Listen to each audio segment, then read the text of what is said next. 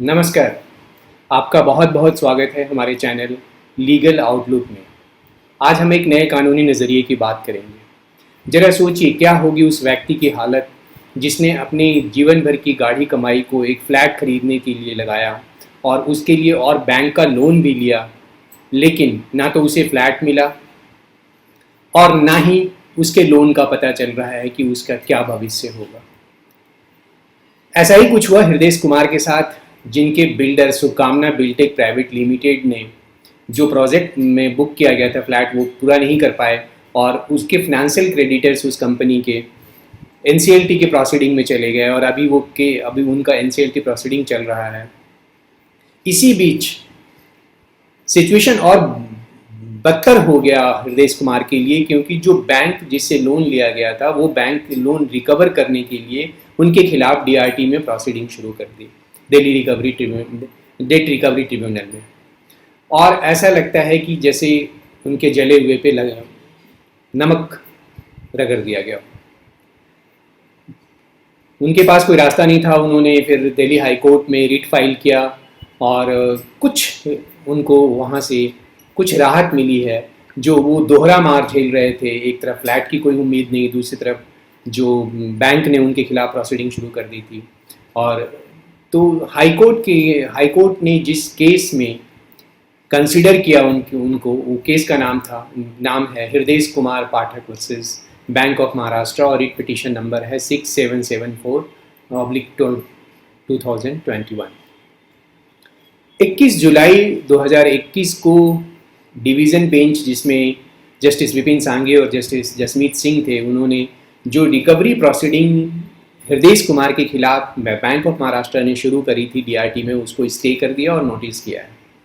Court ने ये देखा इस केस में कि ये बिल्डर था जिसने लोन लिया था कंस्ट्रक्शन के पर्पज से, और एक त्रिपक्षीय समझौता हुआ था, ट्रिपार्टाइट एग्रीमेंट हुआ था फ्लैट बायर, बिल्डर और बैंक के बीच में।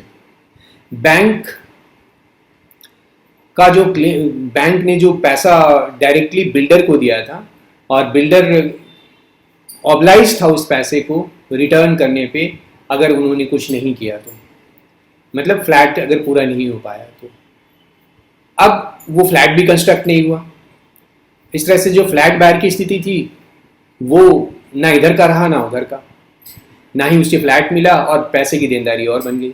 हृदय कुमार अपनी करीबन 28 लाख रुपए की उनको जो पैसे थे उसकी लॉस हुआ फ्लैट ना मिलने की वजह से, और बैंक अब उनसे इंटरेस्ट के साथ वो पैसे उसने बिल्डर को दिए थे, बैंक ने उसको भी रिकवरी कर रहे हैं। बिल्डर का केस अभी एनसीएलटी में पेंडिंग है, वहाँ पे एक रिजोल्यूशन प्लान अप्रूव कर दिया गया है और बैंक भी पार्टिसिपेट कर रहा है एनसीएलटी के प्रोसीडिंग में, और हृदय कुमार के खिलाफ भी वो डीआरटी में चला गया।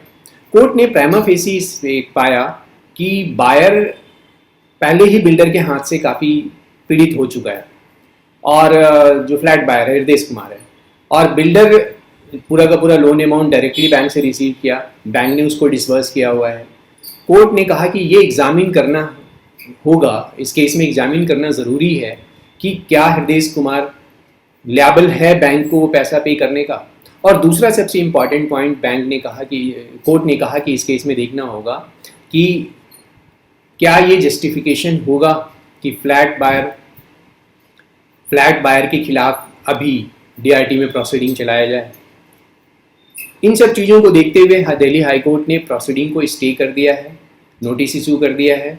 देखें इस केस में क्या होता है, क्योंकि ऐसे बहुत सारे केसेज हैं जहां फ्लैट बायर्स बुरी तरह फंसे हुए हैं बैंक उन पर प्रोसीडिंग इनिशिएट कर रहे हैं। शायद उनके लिए कोई एक नई चीज़ आ जाए जिससे कि उन पे जो एक डबल जेपार्डी होता है या दोहरी मार होती है वो से बच सकें। जब भी ये फैसला आएगा हम आपको अगले वीडियो में जब भी ये आएगा हम आपको बताएंगे। तब तक के लिए नमस्कार, बहुत बहुत धन्यवाद आपने ये वीडियो देखा।